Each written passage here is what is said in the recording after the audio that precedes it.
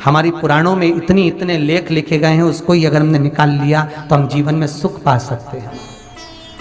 हम दुखी नहीं हो सकते। जो स्कंद पुराण में लिखा है, हाथ में तांबे के लोटे में जल भरा जाता है, 7 चावल के दाने उसमें डाले जाते हैं, फिर 7 चावल के दाने डालकर 2 दुर्वा उसमें पटकी जाती है। जो मर रहा है, तड़प रहा है, प्राण नहीं छूट रहे, उसका सीधा हाथ उस पे लगाया जाता है और उसको शिव जी को ले जाकर चढ़ा दिया जाता है। फिर उस बैसाख के महीने में मात्र अगर 5 बेलपत्र और मट्टी के पात्र में रखा हुआ जल, मट्टी के पात्र से मतलब है कलश,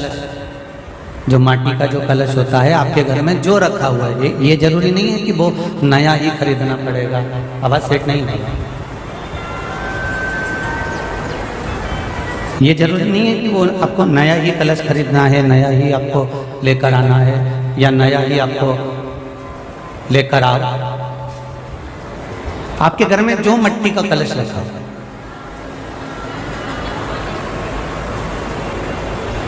जो माटी का कलश आपके घर में रखा हुआ, 5 बेलपत्र, मट्टी के कलश में जो जल भरा हुआ हो वो जल तांबे के पात्र में डालकर शिव जी पे 5 बेलपत्र अशोक सुंदरी वाली जगह पर जो आप लेकर आए हो, 5 बेलपत्र वो अशोक सुंदरी वाली जगह पर समर्पित कर मट्टी के पात्र का जो जल है वो जल बैसाख के महीने में किसी भी दिन, चाहे आप सोमवार को कर लो, प्रदोष को कर लो, चाहे आप शिवरात्रि पे कर लो बैसाख महीने की, तो आप अगर उस मट्टी के कलश का जल या पात्र का जल शंकर भगवान को 5 बेलपत्री अशोक सुंदरी वाली जगह पर समर्पित कर जल अगर चढ़ा देते हैं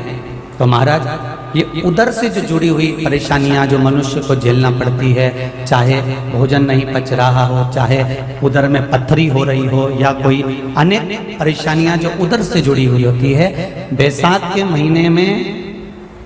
अगर प्रतिदिन मट्टी के पात्र का जल शिवजी को समर्पित करा जाता है तो उधर से जुड़ी हुई सारी समस्याएं अपने आप धीरे धीरे समाप्त होने लगती हैं, उधर से जुड़े हुए।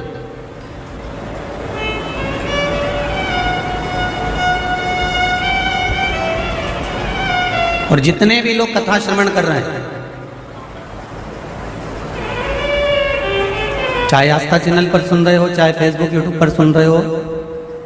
चाहे इस पावन मायापुरी में श्रवण कर रहे हो,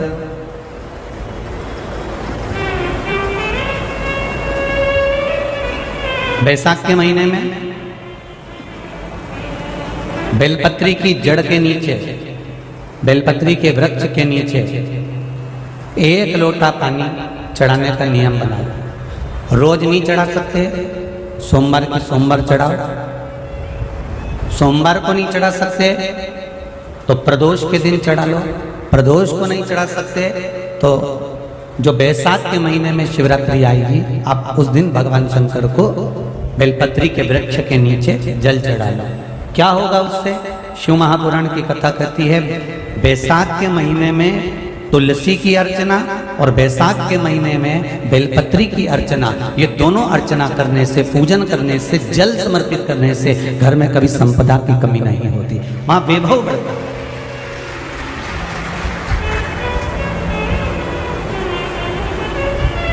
वहां संपदा की कोई कमी नहीं आती, वहां वैभव बढ़ता है महाराज।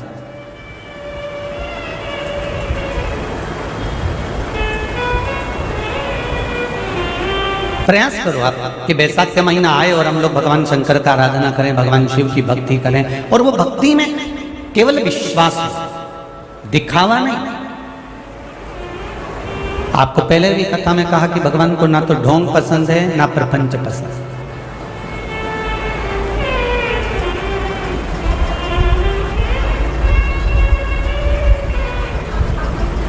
शिव जी के मंदिर में ना पट होता है, पट मतलब दरवाजा, ना कपट होता है, शिव जी को आता ही नहीं, और ना शिव जी को झंझट होता है। ना पट है ना कपट है और ना झंझट है। शिव को यह प्रिय है ही नहीं।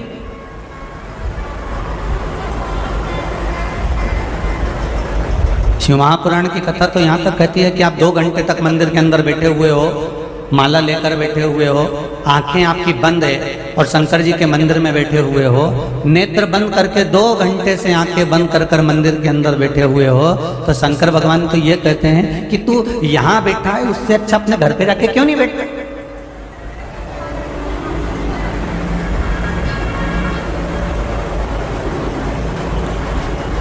पहले भी कथा में कहा, राम मंदिर में बैठने की जगह होती है, कृष्ण मंदिर में बैठने की जगह होती है, देवी जी के मंदिर में बैठने की जगह होती है, सारे देवी देवताओं के मंदिर में बैठने की जगह होगी, पर शिव जी का जहां गर्भगृह होता है उसके अंदर बैठने की जगह नहीं होती है, क्योंकि लोग इतना पानी ढोल कर जाते हैं कि साड़ी में ऊंची कर कर धीरे से जल चढ़ाना पड़ता है। बैठने की जगह शिव रखते ही नहीं है, क्योंकि शंकर कहते हैं कि मेरे पास में बैठ कर तू समय बर्बाद मत कर। जैसे मैं राम की आराधना में लगा हूं, मेरे शंकर कहते हैं तू भगवान की आराधना में लग जा, तो तेरा अपने आप कल्याण हो जाए। कर्म करो, खूब करो।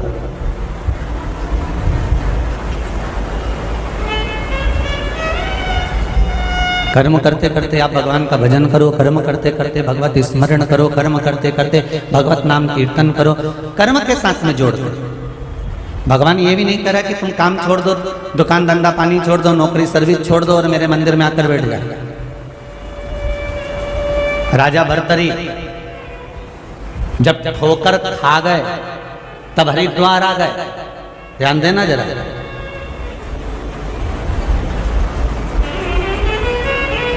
शिव महापुराण की कथा कहती है जब सारे द्वार बंद हो जाते हैं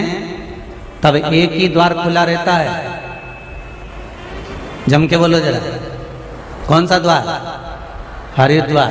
सारे द्वार जब बंद हो जाते हैं, घर के लोग धक्का दे दें, अपशब्द कह दें, ताना दे दें, गाली दे दें, आड़ा टेढ़ा बोल दें और फिर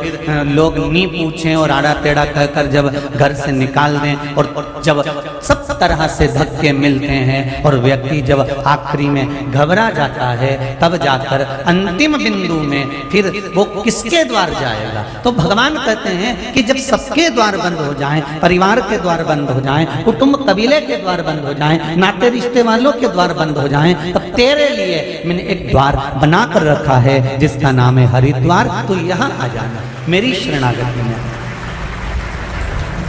और मेरी शरणागति में आकर तो यहाँ आकर भगवान का भजन करना, कीर्तन करना।